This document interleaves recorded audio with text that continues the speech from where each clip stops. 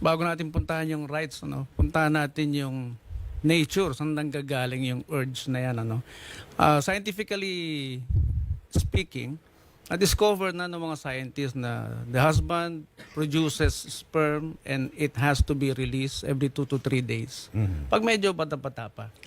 Pag medyo nagkakaedad na, nababawasan na yung 2 to 3 days. Okay. Nagiging ano na yun? 1 month? Yes.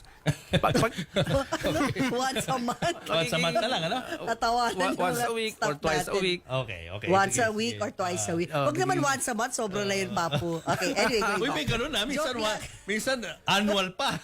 Grabe na Anyway, tuloy mo, Doc. Balik tayo. Pinapalitan lang Dr. natin. Angela, Okay, tuloy mo. so going back to the physiology, diba, ng tao. So, it's something na hindi invento ng lalaki, hindi creation ng lalaki, hindi rin niya control.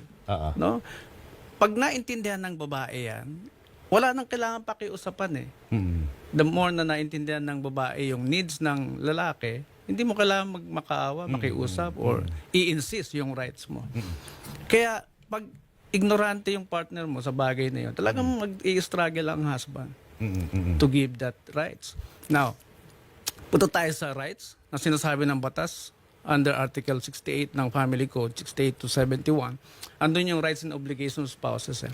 So, nandun ang right to sexual intimacy ng both parties na mag-asawa.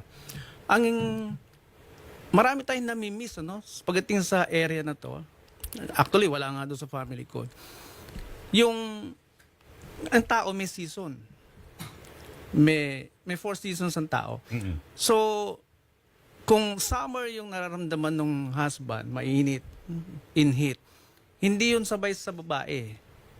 And also scientifically discovered na ang lalaki ready anytime. Pag babae, hindi lahat ng oras ready. Of course. Yun ang studies talaga ng lobas. So, kailangan maintindihan din yun ng lalaki. Tama. Ay hindi every time siya magyaya siya, ready si misis. Oo. Hindi. Yeah. Kasi for us, emotional ang lovemaking. Yes. It involves emotion. Yes. Yeah. Kaya pag hindi nagmamatch yung season nilang dalawa, may kailangan gawin si husband. Kondisyonin niya muna yung asawa niya para tumapat yung season ng summer niya sa summer din ni Mrs. Kumbaga, hindi automatic na kapag gusto ni husband na may gawin sila, gagawin na agad. Oo. Makaya agad si Mrs. Kailangan Dapat daw, iset mo yung mood Yes. for the wifey, Papo. Gusto niya sabi, conditioning. Yeah. Nakakalimutan natin yung principle na bago mo sakyan ng isang sasakyan, i-condition mo muna. So, hindi tama na sabihin na magmamakaawa yung lalaki Yes. doon sa babae. Gawin na natin, please. Hindi Wala ganun. nang ganun. Walang ganun. May action dapat na gawin. Yes, hindi yung matutulog ka na lang. Yan. Oo, Oh, yun yun ang sabi niya, di ba? niya. Okay ang Tulog ka na mababae. lang. Yes. Oh, yan Maghahanap ang ng sinabi babae. niya. Which is wrong. Because you cannot do the things that you don't know. Oo. Hindi mo magagawa isang bagay na hindi mo alam. Kaya pag alam mo na may season si Mrs. Hindi magkatapat yung season namin.